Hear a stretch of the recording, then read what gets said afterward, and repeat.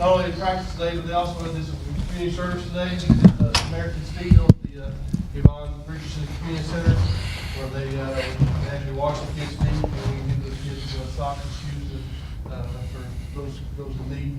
So they were over there for about 2 hours a day before coming to practice. So Adrio, obviously, only player on the team that has experience playing Austin Peay, so that's why we got him here in Isaiah, just because he hasn't seen him in a little while. So, we'll open it up for questions for the two. Hey, this for both guys. This is going to be your only game tomorrow night in like a 2-week span between, A&M and Texas State. It's kind of an oddity at this time of the year. How do you feel about only playing one game in a 2-week span? How does that impact you guys? I feel like it gives us a chance, to just to recoup, regather. We're still working on some things, because each and every day we're learning. So that gives us time to work on things that we need to work on and get better for the next game. Yeah, it just, like you said, it just gives us time to rest physically and mentally, get prepared for the next game. Over these long periods of break, we get a lot of practice in so we can work on a lot of the things that we need to work on so we know how to come out and get the win. Kind of what was it like yesterday coming back to practice after those couple of days off and kind of how much they run you and everything like that, trying to run the holidays out of all of you? Oh, they made sure to get that Thanksgiving dinner out of us. They made sure to get that out. But, I mean, after that, it was just a normal practice. We got after each other, making sure that we were getting ourselves prepared for our game tomorrow. So he did what he had to do to get us ready. Yeah, kind of piggyback off what he said. Even though it was kind of hard, getting those days off out of us, getting that food out of us, but we just pushed each other, because if you're tired, you just gotta push each other. So we just was pushing each other each practice, the whole practice, and we just kind of got through it. And once we got over that hump and got our second win, it was a whole lot better. I guess, Adrio, obviously the last few games haven't gone the way you'd like. And did this break help you at all, just getting away from it? Oh yeah. I had to, find me. I was trying to do other things, but I had to find me. So yeah, it was needed. What kind of growth you've seen from Daniel, I guess, this calendar year from, going through the SEC the first time, deciding to come back, and what you've seen from him this year? Oh, yeah. See, from his freshman year, he didn't know, what to expect, but he kind of knew from how we played and how we played with him in practice. So by him being, having that year up under his belt, him knowing, what the SEC brings and how they play is, style of play of SEC basketball, he kind of knows, what he has to do and how he has to, approach the game. So by him, having that year under his belt, he knows what he has to do and what he has to do to bring, what he has to bring to the table now.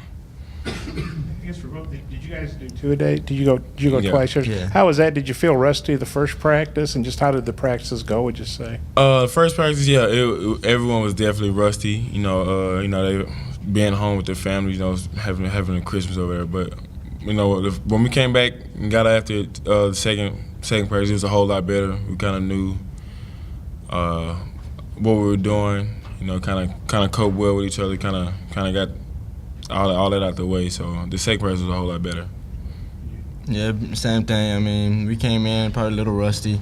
Like I said, we had that Thanksgiving dinner on our bellies, but we came back second practice. We picked up the tempo, and we started playing our brand of basketball.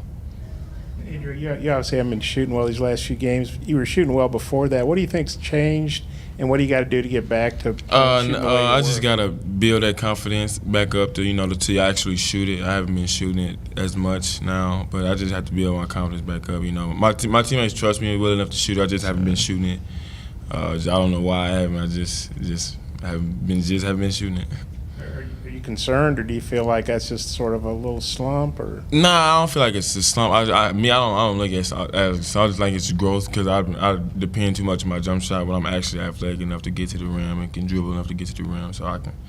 I'm really just trying to be away from it and actually use my athleticism and get to the rim.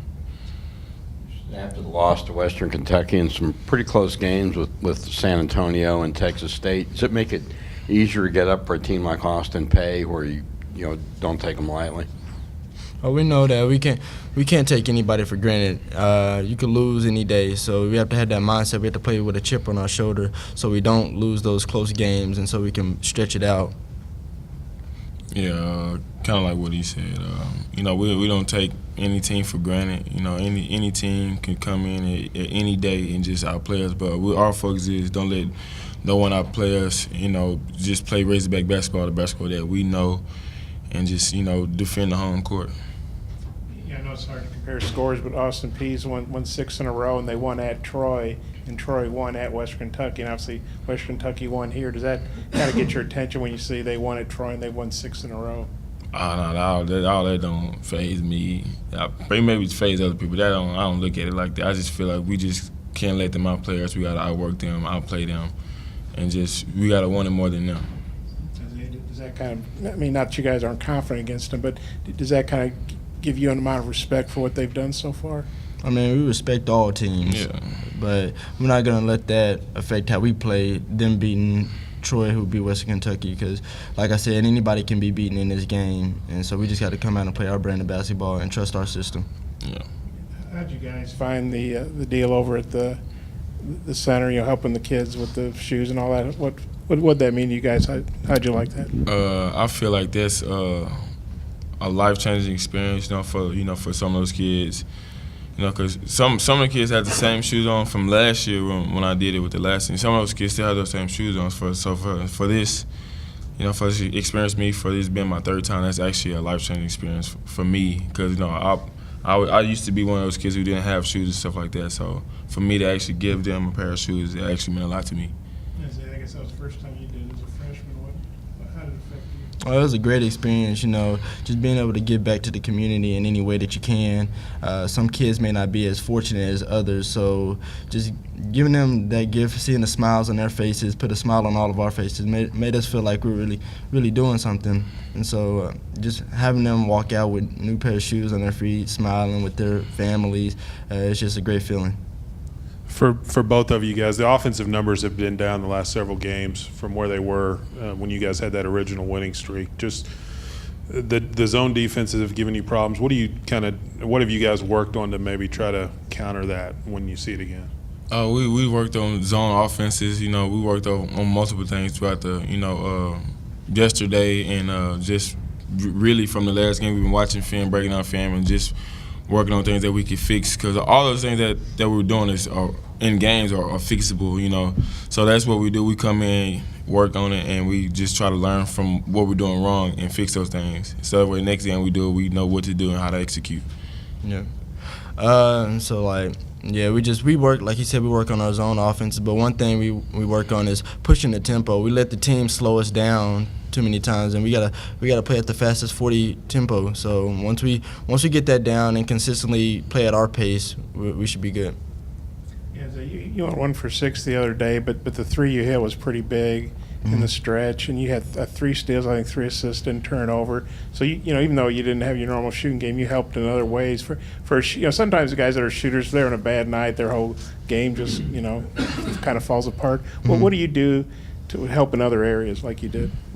Well, like Coach says, we predicate our game on our defense first, and offense will come. But unfortunately, I had a bad offensive night. But you know, there's still other aspects of the game that can help, like defensive rebounds, taking charges, all the little things. Scoring isn't the main part of the game, and like they say, games are won by defense.